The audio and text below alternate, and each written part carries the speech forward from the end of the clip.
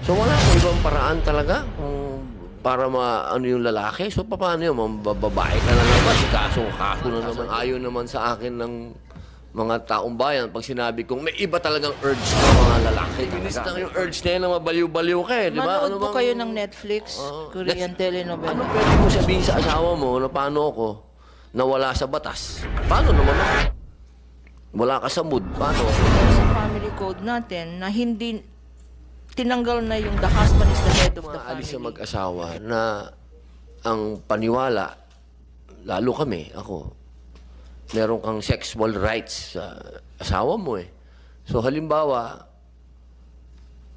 hindi mo naman pinipili eh kung kailan ka yung in heat, ano? So, paano yun? Pag ayaw ng asawa mo, so wala pong ibang paraan talaga kung para maano yung lalaki. So paano yun? Babae ka na lang ba? Di kaso na naman yun. So anong pwede mo sabihin sa asawa mo na paano ako nawala sa batas? Paano naman ako? Wala ka sa mood. Paano ako nasa mood? Ano po ang na pwede niyang gawin na nasa batas na wala naman siyang parang wala kaming choice bigla. Gano'n na lang. Matulog ka na lang. Gano'n. Siguro po ang issue doon ay hindi na legal, no? Ang issue doon na yan ay psychosocial. Kung Legal, sa legal po. Alam mo, mapilit yung lalaki. Ano yung sa legal na pwede niyang gawin? Pwede bang, will you help me na lang? Ganon na lang. Tulungan mo na lang. Ang hirap po pag Tagalog kasi hindi mo masabi, baka bastos ang dating. Matulungan mo ba ako? O paano po kaya? Anong pwedeng gawin na lang ng babae? Talagang no talaga. Bahala ka dyan sa buhay mo. Ganon. Kung minsan kasi, yung no naman ng babae, hindi naman ano. For instance, kagaya ng, well, yung instance na lasing yung asawa or under the influence of drugs, no? At gustong makipag-sex with the wife, no? Siyempre, under that circumstance, magiging violent. Hindi out of love. Attorney, wala pong violent. Hindi po siya lasing. Out of ano lang po, of urge. Kasi ano po yun eh, no? Siguro naman, sasang-ayon naman sa akin ng mga taong bayan pag sinabi kong may iba talagang urge ang mga lalaki talaga. May urge talagang nandun eh. So, paano yun? Andyan ng asawa mo to serve you. Ayaw niya. So anong pwede kong para hindi ako mareklamo ng asawa ko o anong pwede kong sabihin sa kanya na mahal o babe, ano ba? Please help me in a way. Counseling po ang Counseling? kailangan. Kailangan po ng mga ganyan. Ang counseling. Magdasal na lang kayo. But mali, i-correct ko lang po yung statement. Kasi yung urge, mga 30 minutes lang yung urge na yun na mabaliw-baliw ka eh, di ba? Manood po kayo ng Netflix, Korean telenovela. All I'm saying po, So legally, wala po. wala po. Because Sabihin mo sa asawa mo, help me. that's in a why way. it's important yung issue ng mutual respect. If your spouse refuses, whether valid or hindi, respetuhin natin yung decision ng wife or ng husband in that case. The other thing po is yung statement ng chair, with all due respect, hindi po obligasyon ng isang wife. Sabi mo is to serve the husband. Di ba, yun po yung, di ba, yun yung normal. I know. Yun yung na-instill sa atin. In fact, idadagdag ko lang, no? Opo. Kasi maraming lalaki dito nakikinig. Sa family code po natin, ibang code naman to. Sa family code, we amended the family code to remove the obligation of obedience. Ngayon, kasi sa old civil code, 1930s rin yung old civil code na yan, nakalagay dyan, the wife shall obey the husband. Ngayon, wala nang obey ng husband. Pinalitan na yan. Attorney, dapat maano po natin yan. Kailan po yan revise? Yung family code, 1988 Yo, po. 1988, ni-revise po ang family 1930s. code Opo. na sinasabi na ang asawang babae hindi na kailangan sumunod. Ganun po. Hindi tinanggal na yung obligation of obedience. Ang Opo. nakalagay dyan, husband and wife are obliged to mutually respect each other. Okay, So opo, mutual opo. respect na ngayon. Tinanggal rin So, nung yung- 1988 na po, sinasabi na yung submission. Kasi di ba po, laging ganyan eh. Laging Okay. sa bawat... Hindi lang po yun, hindi Opo, lang po sa yun bawat sa- simbahan, di ba? Yan po lagi. The wife has to submit to the Kanya nga husband. po, Opo. pag nag-a-attend po ako ng mga wedding ceremony, kino-correct ko yung marital vows. Okay.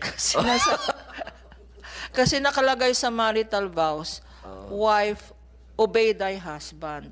Parang mali po yun. Dapat husband and wife respect each other. That's why sa end ng this is a Catholic ceremony.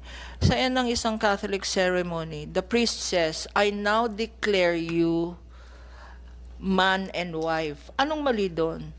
Kasi yung man and wife, bakit yung babae nagiging wife?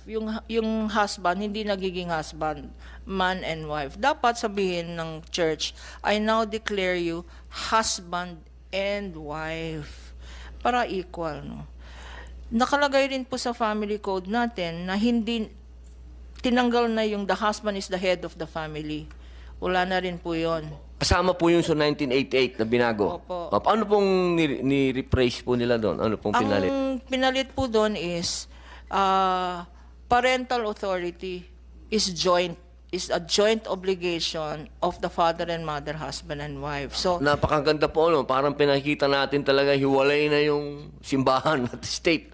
So ito po yung sinasabi ng state na kailangan... separation of church and state because Opo, ano po sinasabi niyo po, yung ngayon po, na kailangan binago po nila? joint parental authority. Dati, saan tayo titira? Saan mag-aaral yung mga anak natin? Anong trabaho na niya?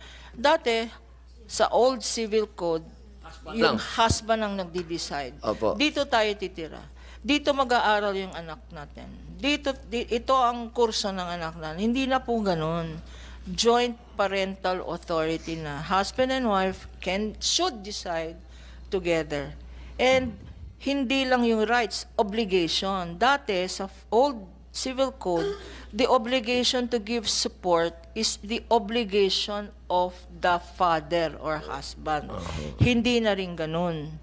Yung support, kasi ang iniisip natin lalaki ka, ikaw magbigay ng support. Wala na pong ganun.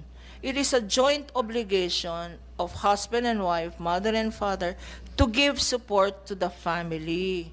Ganun po yan. Kasama po yan sa 1988 din. Opo. So, Opo. in other words, tinanggal na yung sinasabi ni Senator Tolentino, tinanggal na yung discrimination. Opo. And it emphasizes that husband and wife, father and mother, have to jointly rear a family. Yun ang basis ng solid family unit. Hindi yung merong dictator na asawa or merong under-desire na asawa. Kasi joint na ngayon. And that is reflected also, that respect in the civil code is also reflected sa revised penal code natin na binibigyan natin ng equal respect ang kalalakihan na pwedeng maging biktima or ang kababaihan na pwedeng maging biktima. Opo. Attorney, meron lang po akong kasi sayang, wala tayong tiga Public Information Office. Kasi para po sa akin, siguro next time na lang, sabihan natin sila tungkol dito. Kokonti pa din po siguro, sa aking pong opinion, kasi parang nagka-clash ang state at ang religion, Kasi sa teaching ng religion, talagang yung pa rin submission ng babae sa lalaking asawa, ang lalaki pa rin ang head ng family. Tapos sa trabaho, kung po pwede, ang babae magstay sa bahay. So, nagko-conflict po. So, dapat, Ma'am Bernadette Mahinay, so next hearing natin, kailangan natin sa public PIA, Oo, kailangan ma-invite natin sila na kailangan may balance information na tayo sa mga tao na kailangan sila mismo alam nila itong 1988 family code na binago. Kasi po, siyempre, ang Pilipino, religious yan Every Sunday, nasa simbahan, yun ang naririnig mo lagi. Pag pumunta ka sa sa kasal, yun ang naririnig mo. Talagang, ano po, ano, napakahalaga yung ano natin, fair and ano natin, information. Ma'am, salamat po dun, ha. Napakahalaga po nun. Pero makikita rin doon na parehas na yung karapatan ng lalaki at babae. Kung siya naman ang naargabyado, pwede din siyang magreklamo. So, ano pong tawag ba doon? Parang masculinity ba yun? Yung masculinity? Yun ba yung tawag doon, attorney? Ha? Ano na tayo? Kung sino yung babae at lalaki, pareho na silang matigas. Opo. Yes po. Tsaka kung, for instance, dapat wala na ring stigma na merong house husband. Kasi kung minsan, we look down upon husbands who remain at home. Dapat hindi naman ganon.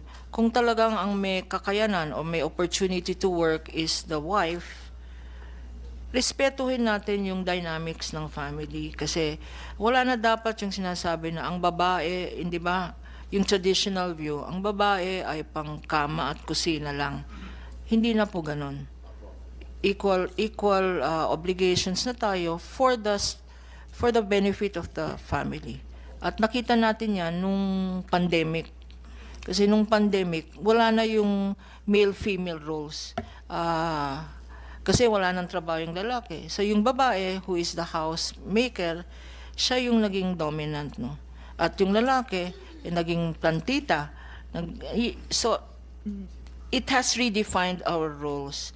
And that's why importante rin because kasi information committee po to, dapat itong values education